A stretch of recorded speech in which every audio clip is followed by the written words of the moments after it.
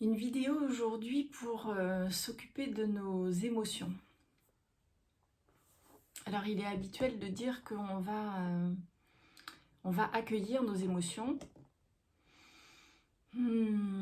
Alors moi j'ai plutôt envie de dire ce soir qu'elles sont déjà préaccueillies puisqu'elles sont déjà là en fait. Donc c'est surtout accueillir ces émotions, c'est surtout les vivre dans le corps. Il va y avoir un facteur déclencheur, une personne ou un événement qui va nous déclencher l'émotion à l'intérieur de nous. Et tout le challenge, ça va être de rester avec comme une décharge émotionnelle, pourquoi pas, et de la vivre complètement dans le corps.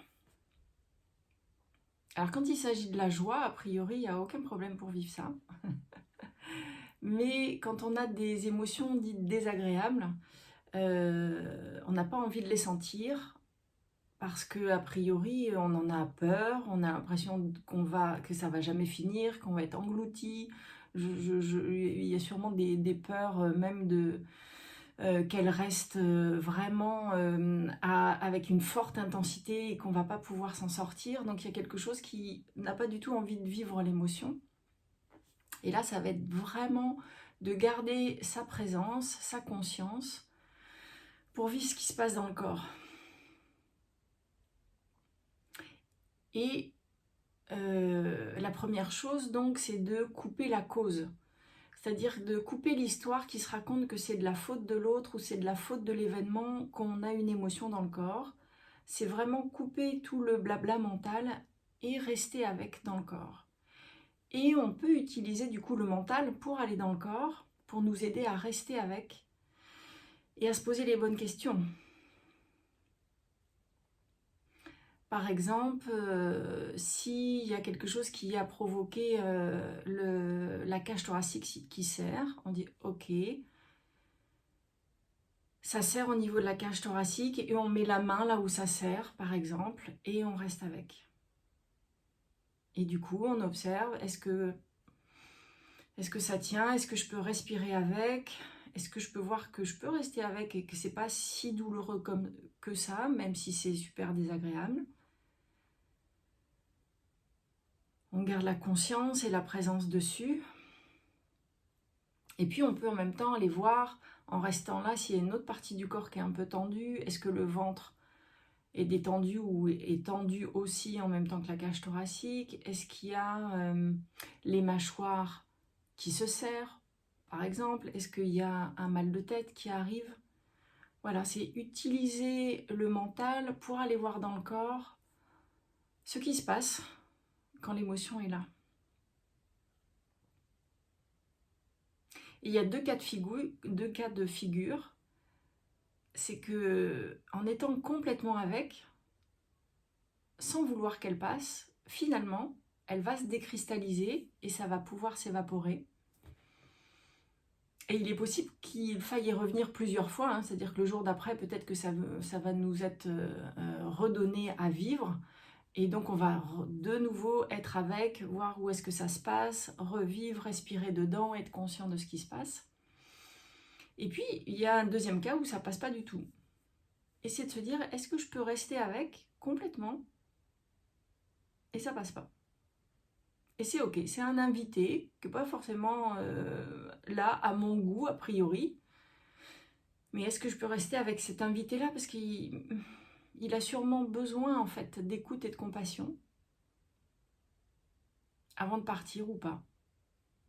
Et donc c'est vraiment d'accepter dans un premier lieu que de toute façon c'est déjà là. De rester complètement avec, en conscience, en présence. Et de respirer dedans.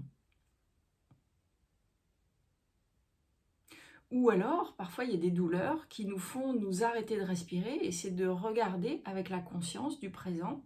Parce que là, on est en sécurité, par exemple dans sa maison, et de se dire, ok, peut-être ça va s'arrêter de respirer. Est-ce que je peux rester avec ce petit temps d'arrêt respiratoire et voir que tout va bien quand en fait ça a envie de s'arrêter de respirer? Parce que de toute façon, la respiration va reprendre. C'est pas possible de mourir d'un seul coup juste parce qu'on est à l'écoute d'une émotion. En conscience et en présence. Donc voilà, c'est vraiment d'être à l'écoute de ce qui se passe dans le corps. Et l'invitation, c'est de couper tous les mots qu'on pourrait mettre sur les sensations du corps et juste être avec les sensations du corps.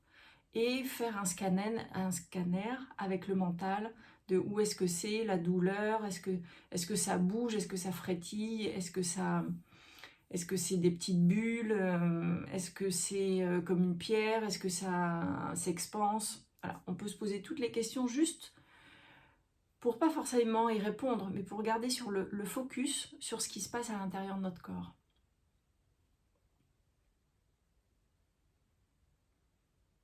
Parfois, il est bien de nommer justement nos blessures, parce qu'en fait, on a besoin d'en parler. Il se trouve que l'humain a vraiment besoin déjà de se déposer, de parler. S'il est en présence de quelqu'un qui a cette faculté d'écoute et d'empathie et de non-jugement, ça peut être bien vraiment déjà de pouvoir sortir avec les mots ce qui est là, présent. Et ensuite, c'est vraiment de couper les mots sur l'histoire, de couper les causes, d'oublier la cause, d'oublier les facteurs déclencheurs et d'être juste avec.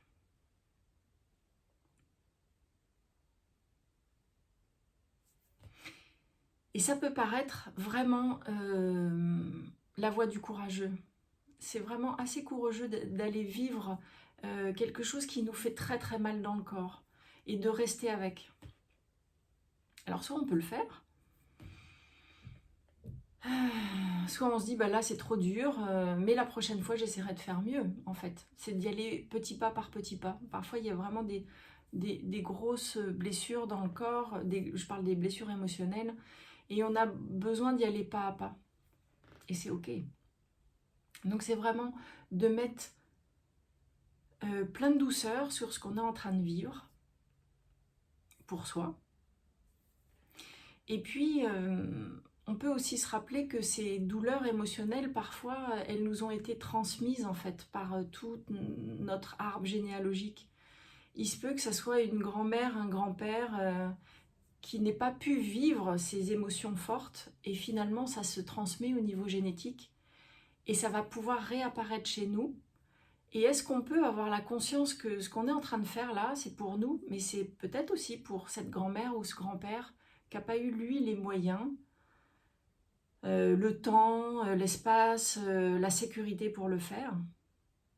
Et moi, je trouve que quand je pense à ça en me disant, ok, et si ça se trouve, cette émotion, elle n'est pas à moi, et est-ce que je peux participer au fait qu'elle se décristallise et qu'elle puisse retourner à l'énergie qui nous entoure, retourner à la Terre, retourner à tout notre système qui n'est que énergétique finalement.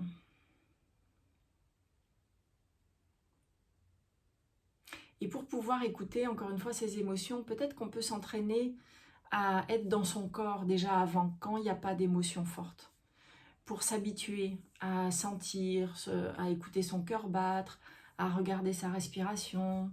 Est-ce qu'on peut sentir les points d'appui?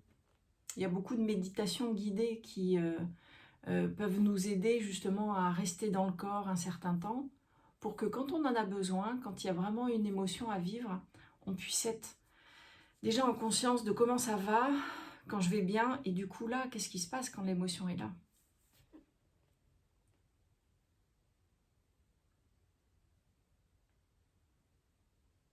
Je vous souhaite une bonne écoute, à bientôt.